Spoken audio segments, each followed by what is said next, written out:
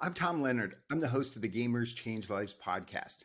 When it comes to esports, I'm definitely not the expert. I'm more of an explorer. The goal of the podcast is to talk to esports entrepreneurs from around the world to learn about how esports can create jobs and maybe to inspire others to do just that. Our tagline is play games, create jobs, change lives. Now in season 2, we're going to be talking with esports entrepreneurs and others, talking about sponsorship, investment, and more. We're going to talk about how esports entrepreneurs, businesses can make money, because it takes money to create jobs. So we call the season Follow the Money. Today, I'm honored to have Malph. He's the managing director of, among other things, he is the managing director of Strive Sponsorship, which is just perfect for this this season. Welcome, Malph. Thank you for having me, Tom. Good to be here. So where are you speaking to us from? So I am speaking to you from Southwest London in the UK. Got it. You were telling Reginald there that you're very close to a famous football stadium.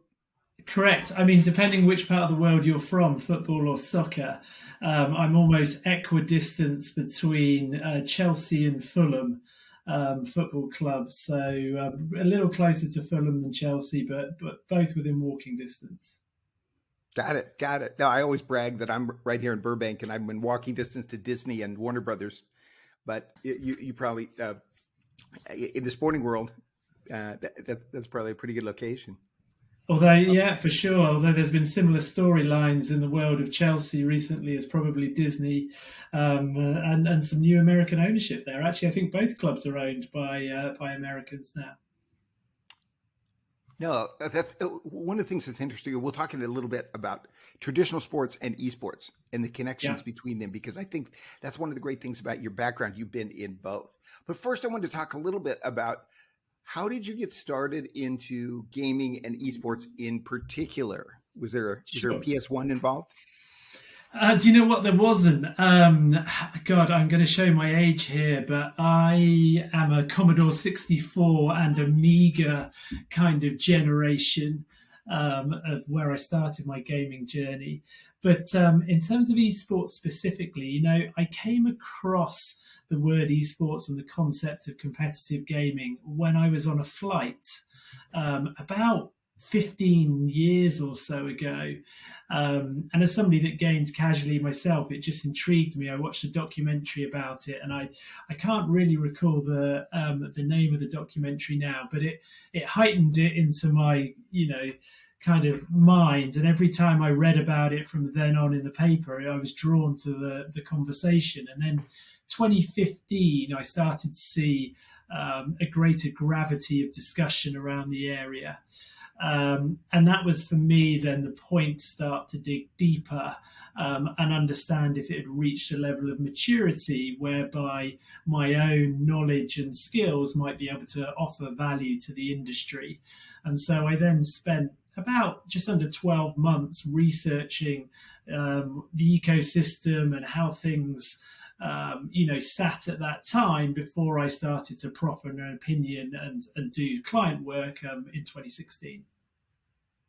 Now, before that, then, you were doing sponsorship work in traditional sports?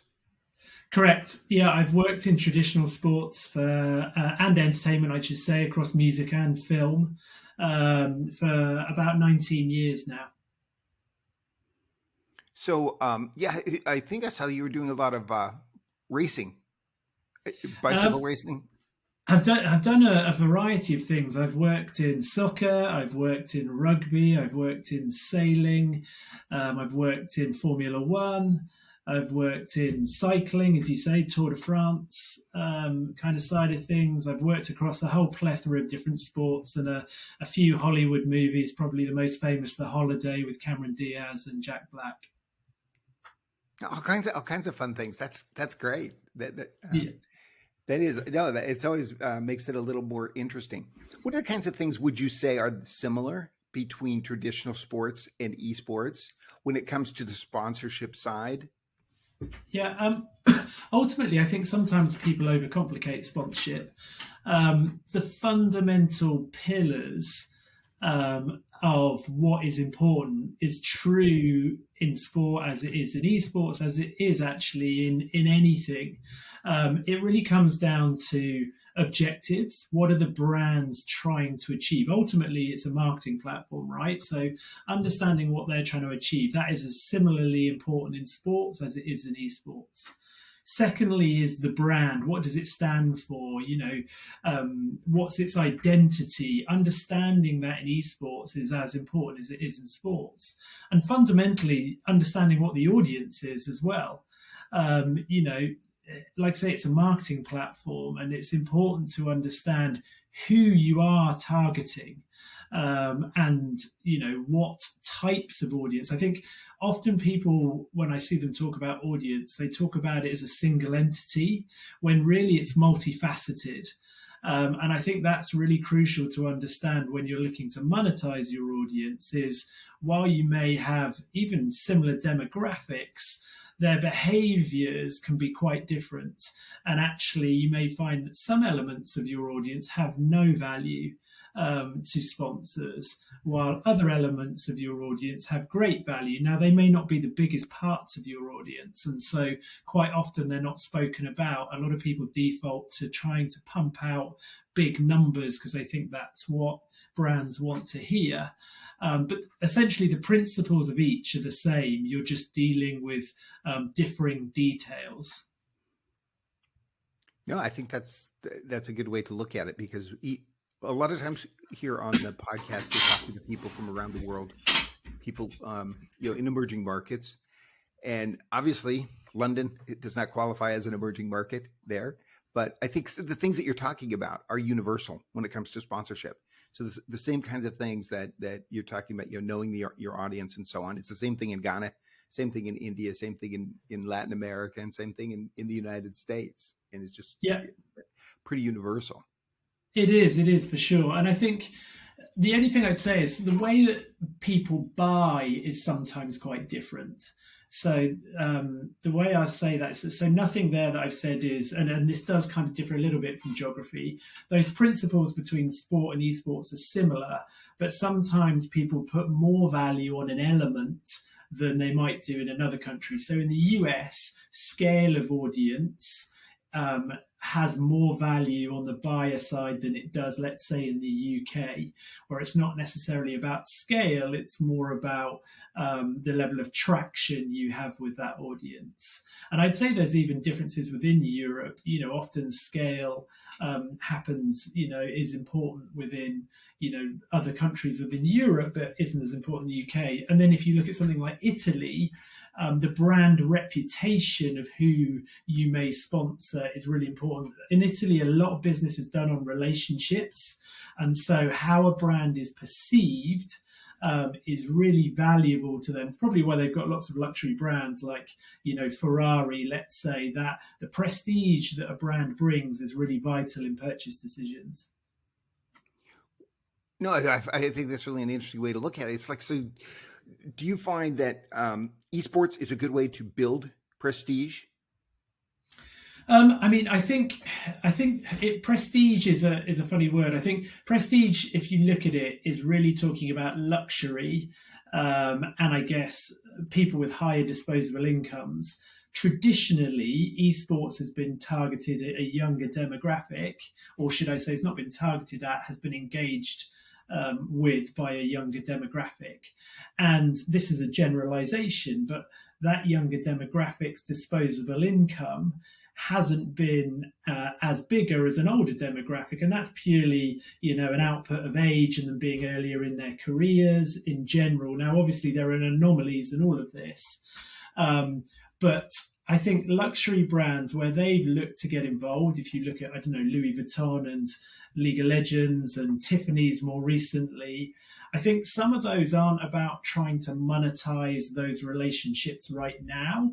What they're trying to do is build brand image and association to try and build those relationships over a longer term to monetize those relationships when those people get older.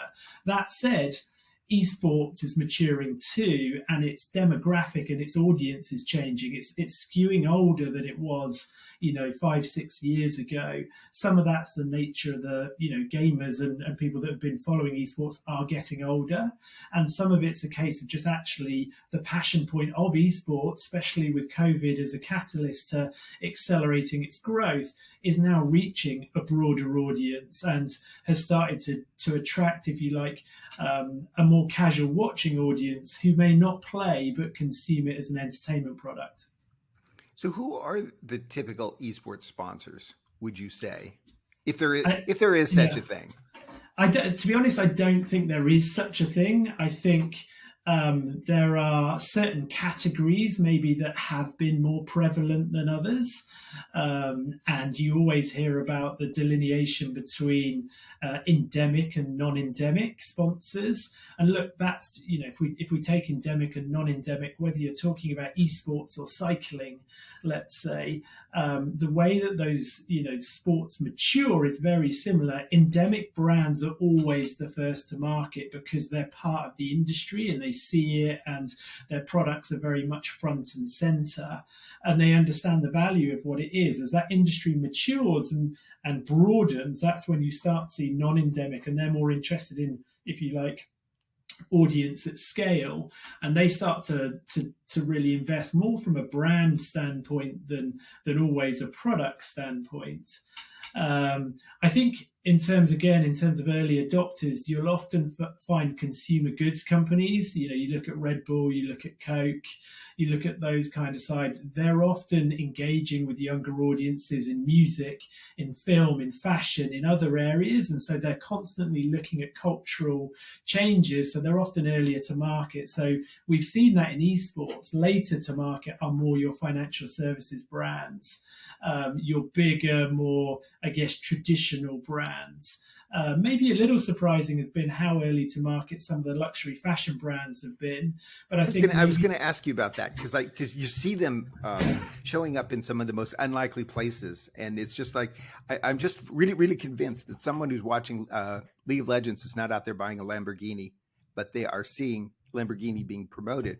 And I was just kind of curious what your take was on why someone like that would be out there spending money to the esports market.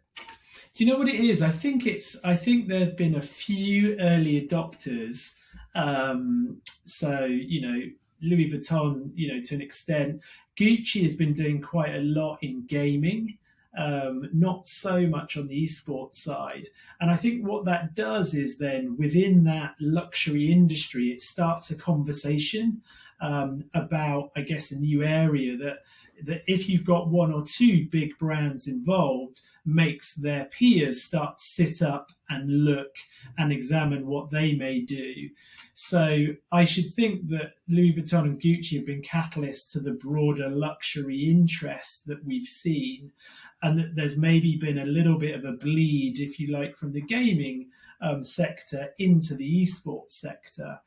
Because if you look at it, luxury isn't too involved in sports, certainly not at the scale and with the prominence that it has been in esports. No, that's true. That's true.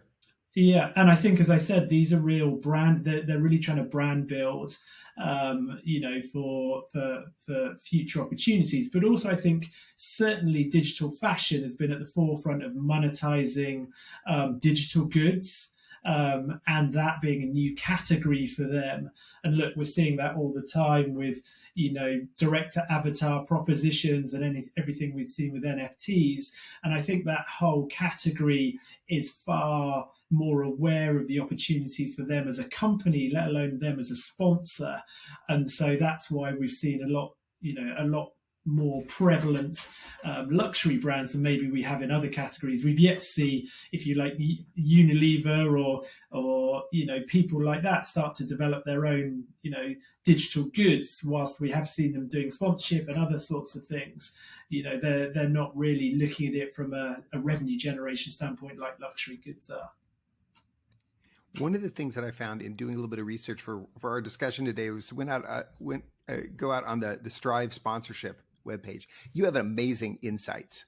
Your insight section there. It's just like I'm going to always send people over there. When you're looking for esports statistics, go look at all the stuff that you guys have there, because it's really good collection, really up to date too. One of the things that I did see in one of the reports there was talking about how about 60% of the revenue in esports, it was quoted 60 something percent, is sponsorship, but that a lot of esports companies are trying to get into, trying to diversify that. And they're talking about loyalty programs, merchandise, education, training, sort of things. Yeah. Do you see? So that was out of the report. Is that how you see your experience in real life? Yeah, absolutely. And it's funny you mentioned that. That's come from a recent report. You know what? This is gonna sound a bit big-headed, and it's not meant to. But back in 2016, 2017, this was something I was saying to a lot of esports clients at the time. There was a big focus, and understandably so, on sponsorship. Basically, a lot of people within esports, held their hands up and said, "Look, we are not sponsorship and commercial experts. We are esports and gaming experts, but we recognize we need to bring in revenue." And what they did was they looked at, where does sport make its money? And what they found was that it was predominantly media rights and sponsorship. Now, media rights are complicated in esports for all the reasons that we know about, well, who actually owns those? Can you get a share of those? And that does differ to sports because of the nature of how competition's structured, depending on which esports titles you look at. And so sponsorship was the next area that they arrived at. And I think the other thing was, a lot of people, when they think about, oh, how do I make money? Sponsorship is an obvious first step. Even if they don't know much about it, they're aware of the concept. The challenge that they've got is they also started to, as well as looking to sport, as they got funding, they started to hire people in from sport. And what you tended to find was not, the people from sport didn't really know a lot about esports and gaming, but that wasn't why they were there. They were being brought in more for their skill set than their knowledge base. And essentially they were trying to learn and earn that knowledge whilst they were within the team. And what they brought with them was a set of tools and approaches, like I said, that they knew from sport. And so really what esports is experiencing now, 5-6 years on from when I was talking about it, are the same problems that sport has. So sport has a certain number of revenue streams that it's constantly trying to squeeze more revenue from, more blood from the stone. And esports has now reached that too. Initially with sponsorship, they were getting what I would call displacement spend. It was essentially, okay, I'm going to, instead of spending, $1 million on this sponsorship, I'm going to spend $200,000 on an esports sponsorship because, I can get maybe more return on investment because it's a cheaper buy. But as the market matured and more competition came in, the costs, started to get higher. Equally, the level of knowledge started to get higher. And some people, I think, that wanted to get in the market from, being there first, or had fear of missing out, or didn't, to be honest, completely understand it and maybe weren't getting the best advice, invested into it. And there's certainly a number of investments that weren't done well and maybe didn't realize the value, not because they weren't necessarily valuable opportunities, but because those deals weren't structured correctly. And what that now leaves them with is they've not got market saturation, but it's a lot harder to get their sponsorship dollars because it's not a new thing now and people know more about it. And so, their unique selling point has somewhat diminished. And what that means is that they're now needing to, diversify where they get their revenue from. Same issue that sport has. And I think for me, what they really need to do is understand that their audience, they need to look at them in a different way. They need to look at them as individuals that they connect to through their passion of esports or gaming or both. If they've got influencers and they're streaming content, they're potentially working across both. And what they really need to do is understand, what do they do outside of watching esports and gaming? Do they go on holidays? Do they drive a car? Do they, whatever it may be, they need to understand them as consumers. And really aggregate that and understand at scale, what else are they doing? And then really link that to who they are as a brand to start building propositions that they can sell to their audience that also fit, with their brand. I'll give you an example. There's an influencer group in the UK called the Sidemen. They do a lot of content around soccer. And frictionless commerce and travel is important for their audience because they're a young audience that like to travel and they like to just be able to get things done quickly. Now they've created their own payment card that you don't get charged on when you spend abroad, that you can charge up with funds, that doesn't have stupid amounts of interest to pay back. So they've looked at their audience, understand that they like to travel, understand that they don't want to get hit with high payments, understand that they only want to load enough credit on there that they can afford. They've looked at them as consumers and then developed a product and partnered with a third party who can provide those card services to deliver that and then support promotionally. That to me makes sense. Now there's a number of things you have to do to get that aligned, but the potential revenue that could generate if you get that right is really valuable. Yeah, we were talking to Sadiq in the Ivory Coast a couple weeks ago, and his group, whose name escapes me right at the moment, but his gaming group just launched a prepaid card in Africa because it just doing exactly what it is that you're describing. Do you find that the audience is different from for men versus women? Do you think that sponsors look at them differently and talk to them differently, or do they pretty much talk to them the same in the esports world? I mean, I think it's dangerous to separate purely by gender. I think that's one way you can look at it, but I think really you've got to look at it in a more sophisticated manner and look at how people consume. And sure, what gender they are plays into that to a degree. I think to answer your question specifically, I think people do look at it differently. I mean, from an esports standpoint, from most of the reports you'll read, it more heavily skews male to female, whereas gaming is certainly a more even spread. And there's a lot of theories around, why esports is more attractive to men than women. Actually, if you look at Olympic sport, it's quite similar. If you look at how men consume Olympics versus women, so men are really interested in winning and losing. So who wins the medals, who doesn't? That's the driver for why people watch Olympics if you're male. Female are much more interested in the stories behind the athletes. Who are they? How did they get here? What adversity have they got over? That sort of thing is what draws them into their Olympic consumption. And I think if you're an esports team or league or whatever that's trying to build your audience, don't just look purely at gender, look at the drivers behind consumption. And that equally is true of brands that are trying to reach those audiences. It's not about just having, and unfortunately this is quite linear thinking, oh, we need a women's team. Having a women's team is not purely going to solve not having a strong female audience. It might be a factor that helps, but in and of its own, it's not going to be a solution. Yes, it's good to have female role models. I'm not saying it's not, but actually it's also about the way you communicate and the way you tell the stories that is going to help really engage that broader audience. What you keep saying is telling stories, and that's great because that's so much of it is that's what all marketers are doing out there. You're talking also, I've heard you talk about brands versus rights holders. Yeah. Could you describe what the difference is between those two?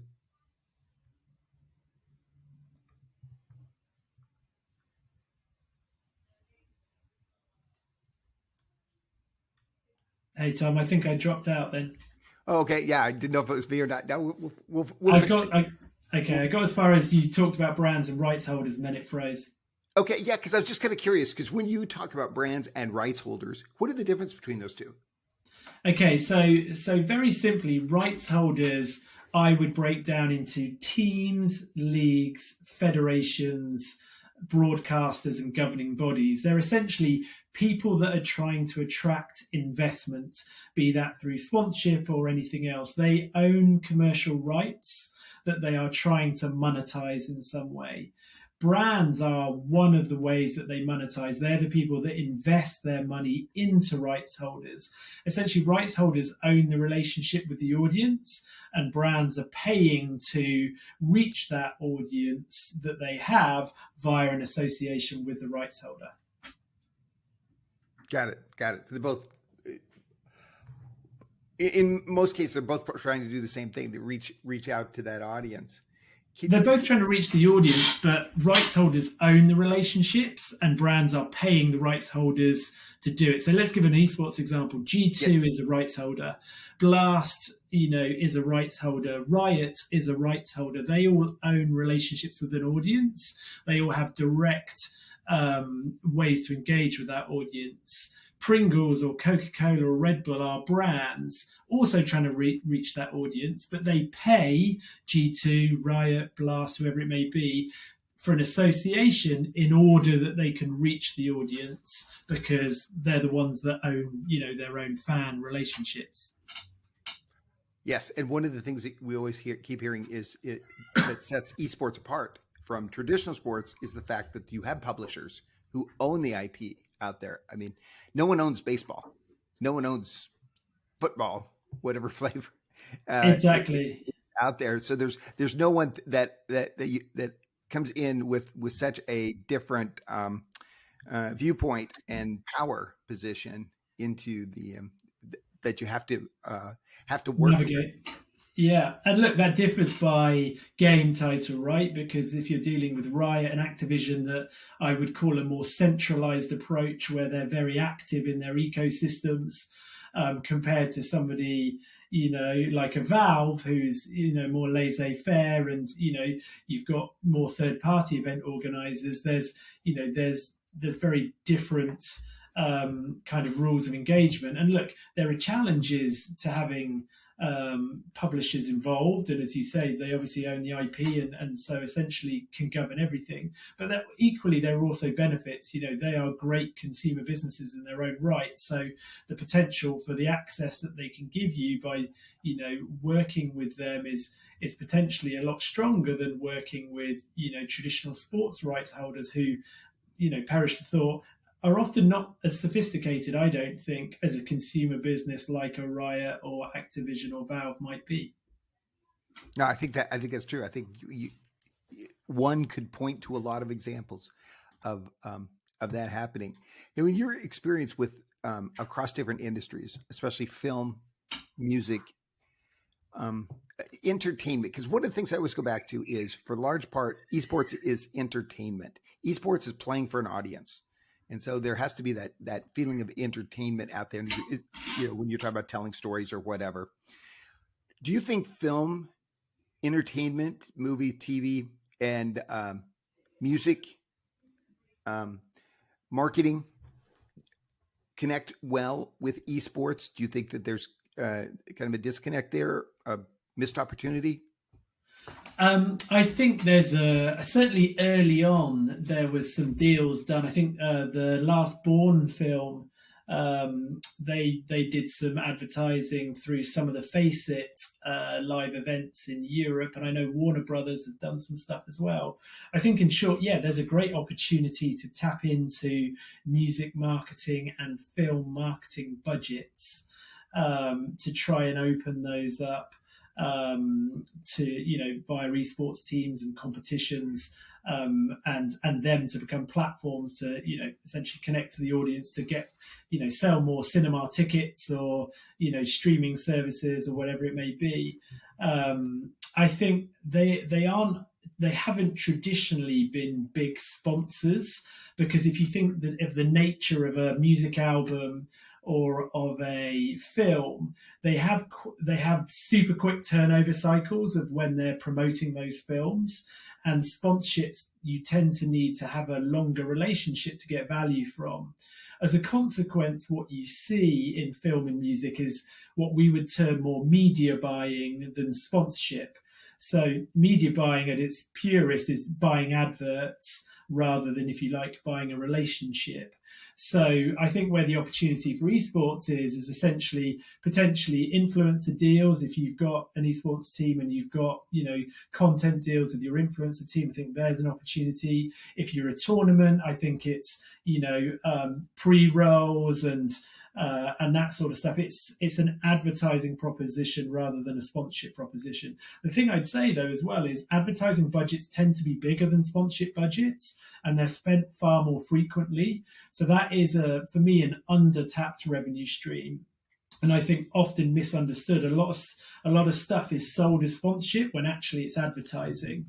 And what's key to understand is in big businesses, the person that has the advertising budget is different to the person that has the sponsorship budget. And quite often they don't know one another in big organizations.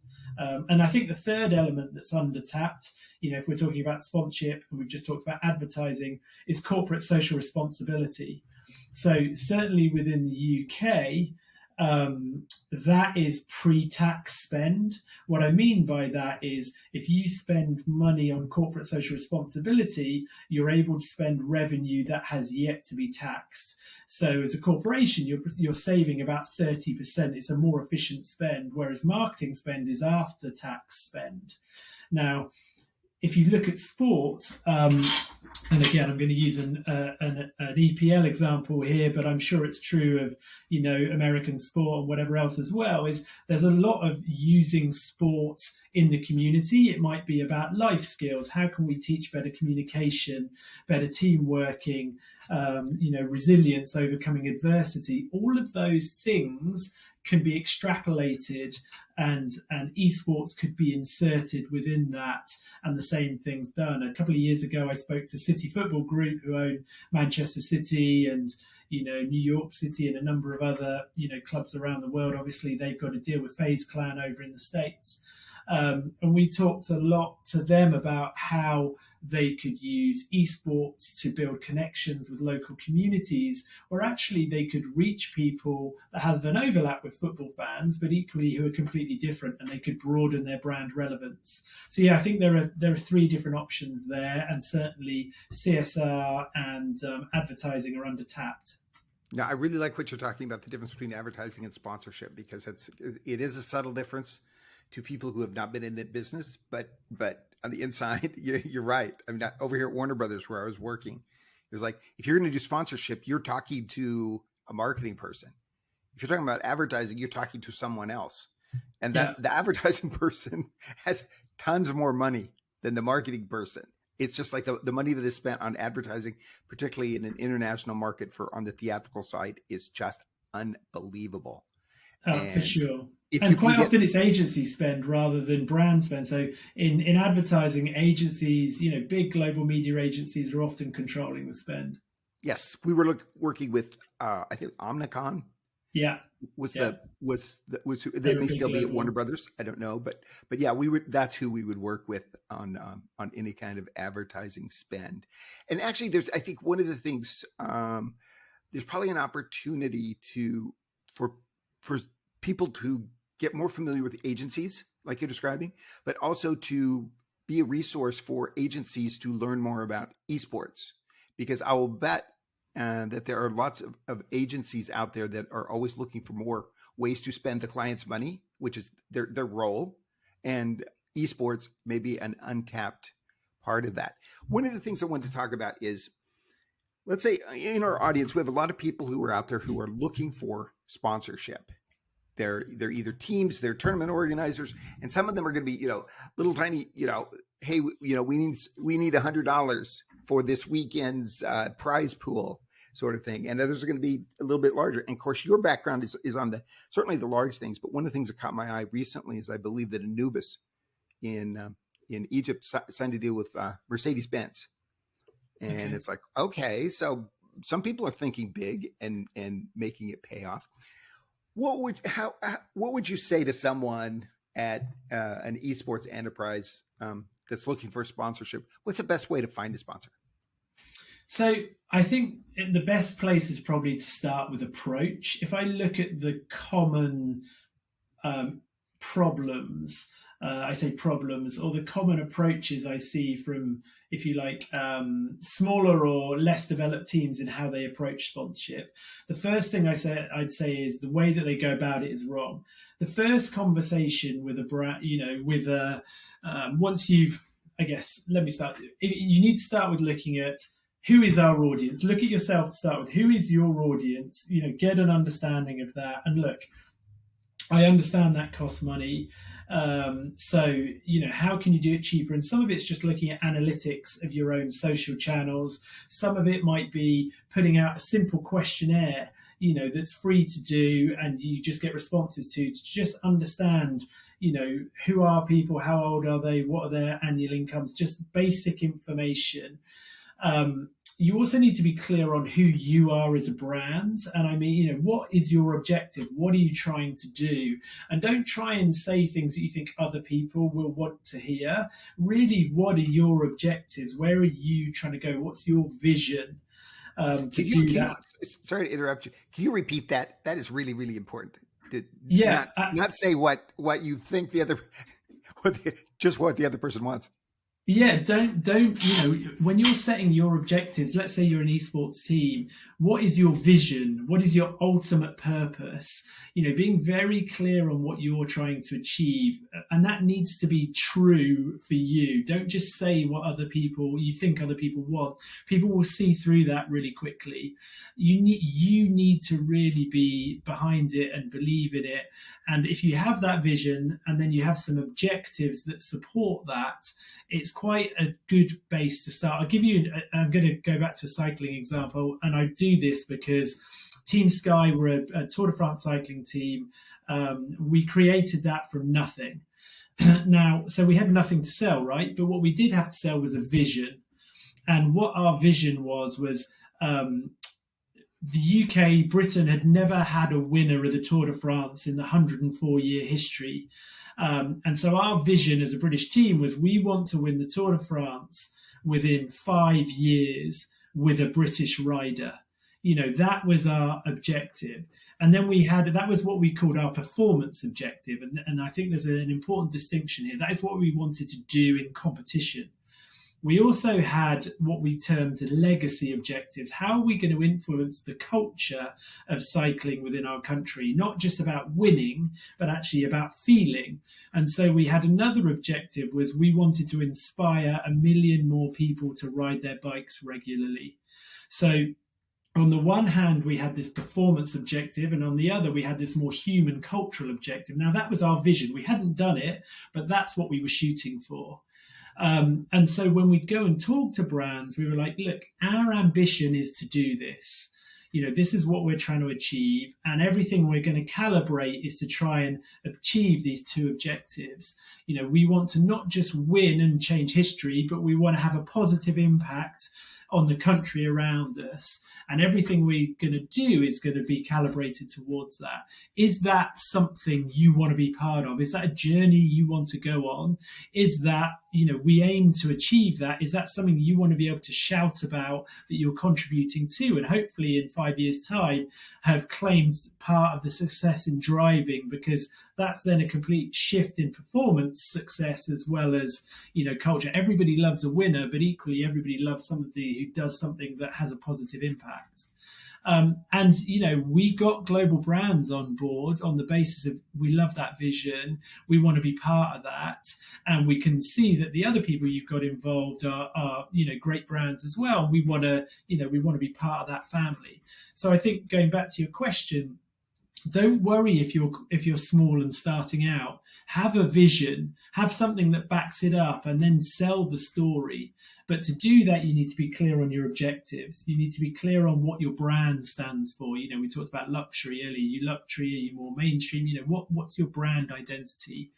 So objectives, brand, and who are you currently talking to, and who do you want to talk to? So that for me is foundational. You need to understand that before you go and talk to anybody. Second thing you need to do is the first conversation with a brand should not be about you. It should be about them. I call it the watch salesman. I get it all the time with, you'll get a team coming to you saying, this is me, this is what we've won, here's some generic esports data that is true of the industry, but probably isn't true of me as a team because the industry's, far bigger than just me as a team, but I'm just using all these business numbers because I think it will impress you. And, here's what I've got to sell, what do you want? that for me is a watch salesman. Brands get so many approaches. You're leaving them to do the work. You're leaving them to work out, why would I want to associate with you? They don't have time for that. They're not inclined to do that. The first conversation should be, hey, I don't know, Mercedes-Benz, talk to me about, who are you trying to reach? What are the problems you're trying to solve? Oh, you're really struggling to reach this certain demographic, or you've noticed that there's an audience that's underserved that has a real interest in esports, or whatever. Okay, talk to me about that. Talk to me about the issues you're having with that. Talk to me about your brand. What do you stand for? Okay, you stand for affordable luxury, or you stand for, high technology, or you stand for, innovation, or whatever it may be. Talk to me about that. Okay, I'm going to go away and work through how I might be able to help you solve those problems or meet your objectives. And you don't need to solve, this isn't about solving everything for them, but that's the lens you then need to apply to yourself, saying, okay, if they're trying to do this, how might I help them in part do that? Now, the answer might be, you know what, I don't think I can help them. In which case, you're going to save yourself time and heartache, and them time. And then you move on to your next prospect. But it might be, hey, you know what? I think we can really help them in the innovation space, because we're creating this new way to, improve our team and our players. And I think we could really benefit from X, Y, and our setup, or whatever it might be. I don't know. But I'm going to go back to Mercedes-Benz. It was really interesting to talk about that. Do you know what? There's a piece here where I think we can help. You talked about a younger audience. Well, this is the audience we talk to. You talked about innovation being part of your brand. Well, this is what we're trying to do in the innovation space. And this is how, the help we're looking for. And maybe this is the benefit you could bring that gives us a natural storytelling. Again, it comes back to storytelling, a natural area that we can talk about how we're working together. Because that is a key difference between advertising and sponsorship. Advertising is interruptive. You are watching and consuming something, and advertising is trying to steal your attention away from that. Sponsorship is part of the fabric of what you're interested in. It should be adding value to the experience or solving a problem. So sponsorship in that aspect should be, this is how we're helping the team become more innovative. This is how we're helping performance.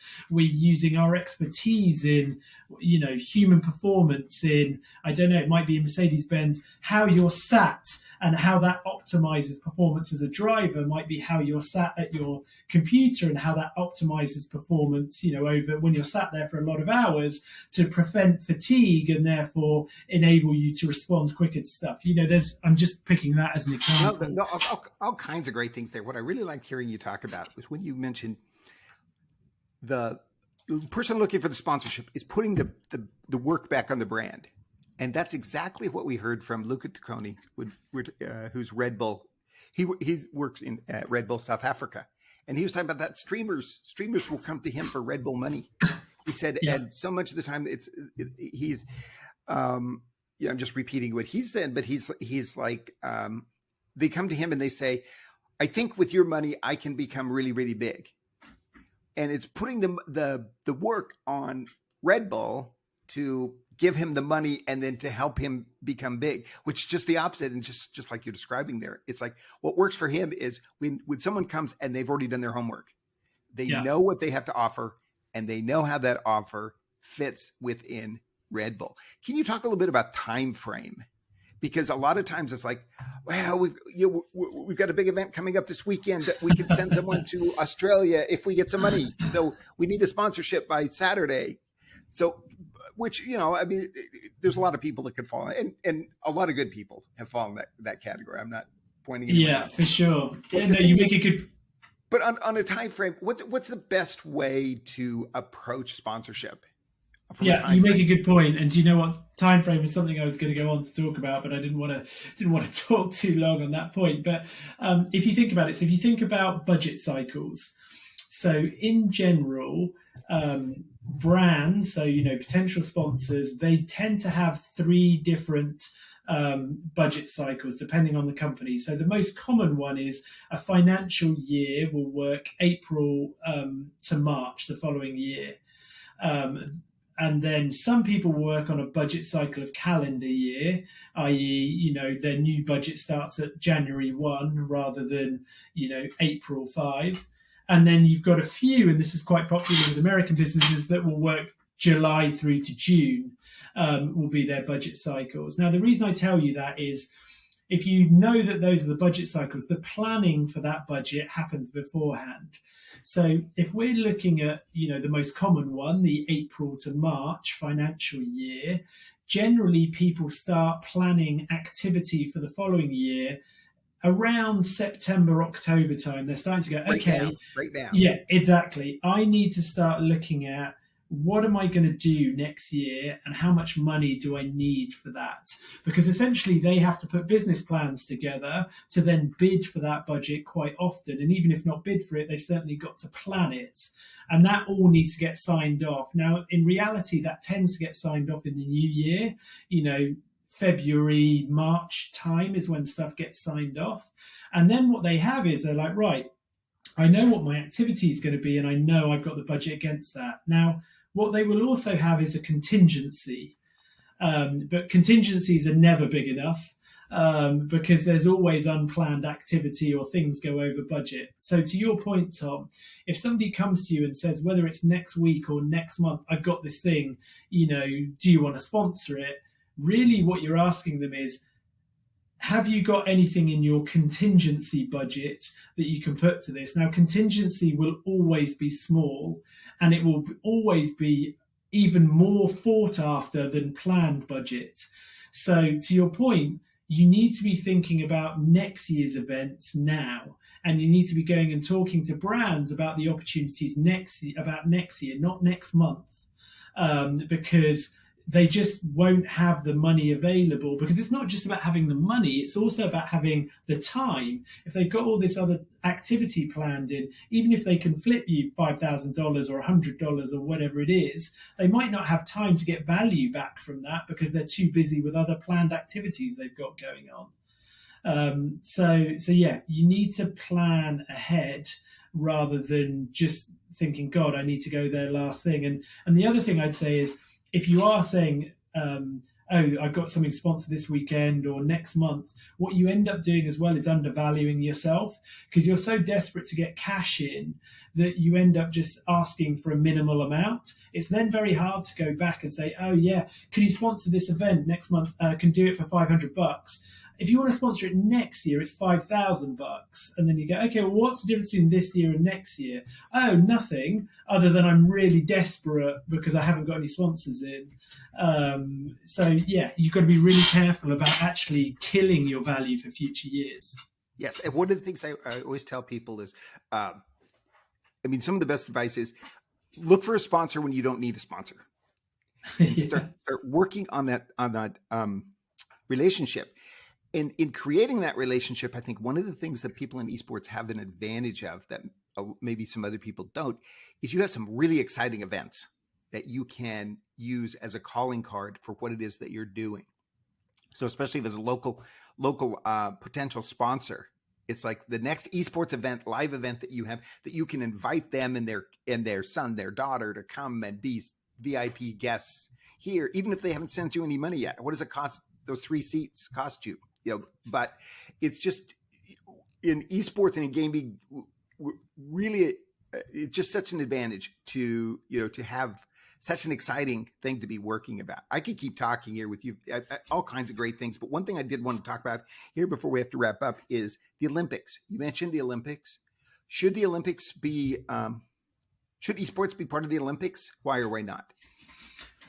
Should esports be? It depends who you're asking. I think the Olympics probably need esports more than esports needs the Olympics. Look, I think the Olympics has a certain number of constraints in terms of, what it deems to be sports means that it's quite constrained on what it can do. So I think, if you look at the IOC and you look at all the comms coming out of there, they want to engage with a younger audience and they recognize that the way people are doing things is changing.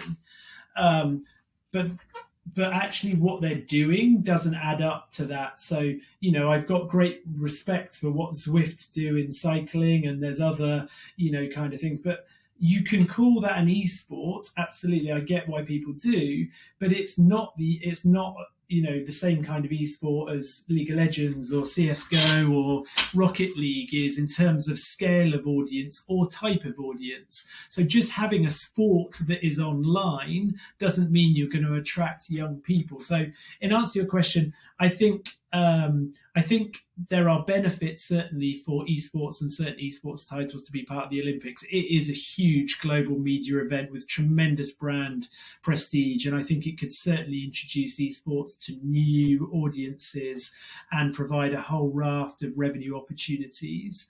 But it needs to be done in the right way for esports, and equally I think there's huge opportunities for the IOC to bring it in and then reach a new audience. I just don't think that the parameters for which that can happen exist, whereby the solution you get out make it sense for either party to do. Did I see that right? Were you working with Esports Scotland on the Commonwealth Games? Correct, yeah. How did that work out for you? What were you doing there, and how did that work out for you? So very simply, the Commonwealth Games had an exhibition event whereby they had esports running alongside. So they were medal events, but not official medal events, if you like. And they, again, are just testing the water. Our role there was very simple. Esports Scotland were responsible for, finding the players that were going to represent Scotland and then managing and coaching them through the championships. The role we took on was how do they monetize the mechanism by which they recruited potential representatives of Team Scotland and indeed the Scottish team. How do they monetize that? Because again, when you're competing in the Commonwealth Games, you're under quite strict commercial restrictions. You can't have your own sponsors that usurp the Commonwealth Games sponsors, but you can in the recruitment of those people. So you can't, if you like, once you're competing in the games, but to get, the road to gold, as they called it, and the way to get there, you could. So that was the role we took, was look, this is a home Commonwealth Games. Who knows, it might be a once in a lifetime opportunity. Wouldn't you, this was particularly prevalent for brands that are based in Scotland or have Scotland as part of their brand identity. We were like, would you like to be part of this and attract, kind of lend yourself and be better seen by that younger Scottish audience by supporting this emerging, what was the response then? We're interested because of the uniqueness and, hey, this is a Commonwealth event. Yeah, so really they brought on board, I think it was Iron Brew, and I'm trying to think, I think there was one other partner whose name now escapes me. But yeah, essentially they got involved because they were like, being Scottish, that national kind of pride is an important part of our brand. And here's a great way that we can, signal that that's important to a particular audience. You're not in Scotland, are you? I'm not in Scotland, no. But that doesn't mean you can't help them, understand where value is. And actually, our work with Esports Scotland is ongoing. And the conversation you and I just had about timing is one that only last week Esports Scotland and I had. They've got a number of opportunities coming up in the near term. But actually where we're looking to do work with them is more their strategic planning going forward on, how do they build better foundations and a more investable proposition for the long term for next year's budgets rather than the immediate needs. Because it must be interesting in a way because of a different culture in, let's say, Ireland versus Scotland versus England. I mean, to a degree, subtleties that say someone coming in from the US, we normally, we wouldn't necessarily pick up on right away. Sure, but if you think about it, all I'm doing is asking. I mean, I'm asking them questions, right? All I'm doing is I'm structuring my question set to learn about. Okay, who are you as an entity? Who's your audience? How are you engaging? What are the potential assets you've got available? All of they are constructs. It doesn't matter that I'm not Scottish. I'm essentially doing detective work to understand where they've got value, and then I'm helping them put that together in a valuable way. Now, all I'm doing again is often being an outsider is better, because I ask them questions they don't think about themselves. They may not think about being Scottish is actually something that is a saleable proposition, because everybody that they're sat next to is Scottish and all the people they're talking to is Scottish. So they wouldn't think that actually being Scottish is a sales thing. Whereas for me, I'm like, well, hold on, I and Brew the Drinks brand is well known as being Scottish, or Tennant's Lager or whatever. They're a key part of their brand DNA. So why don't we leverage that and say, look, here's a great way for you to illustrate that. Do you think the experiment with the Commonwealth Games was successful? The esports side of it? To be honest, I'm not the right person to ask about that. I wasn't close enough to the actual operations to know whether it's successful or not. Certainly, Esports Scotland felt it was successful, and certainly given our conversation today around commercials, it's opened up a number of commercial discussions for them. And like we just talked about with the Olympics, the halo effect of them being associated with a recognised global sporting event has brought certain awareness, and I think trust. I was going to mention the point when we were talking about it earlier, when you talked about inviting people along to events. When it comes to people making investments, whether it's into you personally or monetary investments, trust is a real hygiene factor. So if you can build a relationship with somebody and get to know them, and that comes before you approaching them, asking them for money, that has a huge impact on the likely success of whether you get that investment. So them being associated with, the Commonwealth Games has given them way more trust when it goes to new business discussions, because they're like, oh, right, well, if you're doing stuff with the Commonwealth Games, you must be quite trustworthy. Therefore, I'm going to trust you more with my money and trust you with my brand association. Yes. And the other thing, one of the things that I also always tell people is to figure out who you can make a hero in the organization, because you don't necessarily always want to talk to the top person. You want to talk to the marketing manager or the advertising manager. And get to that, because when you're talking about working with Esports Scotland, working with different organizations and building up a personal relationship that you can work with down the road, it's like you probably want that relationship to be someone at a level that has can make a difference, but also that you can feed ammunition to, that you can make them a hero within the organization. Absolutely. And you know what? I think, again, if you look at human nature, people are more scared of failure, and if something goes wrong, the consequences of that, than they are the incentive of something going right. So, there's the old adage, nobody ever got sacked for hiring IBM. And that's because, that comes from that natural human reaction where, kind of risk and that fear is far more overwhelming to people than the opportunity. So I think to start with, you need to provide people with reassurance. But equally, as you say, there are other ambitious people that are in decision-making or influencing positions, where if you give them a chance to offer up something different and innovative that could produce real results, and to your point, make them a hero, they're interested in their own career as much as they're interested in how well their brand does. So you need to think about the human aspect as well as the corporate aspect. Yes. Hey, I need to wrap up here, because I don't want to take your whole time here, but your whole day. But I really appreciate you taking the time here to talk to us. One of the things I liked when Reginald was able to schedule you is just your long background in sponsorship. And I knew that it could be a good conversation. Where's the best people to find you online?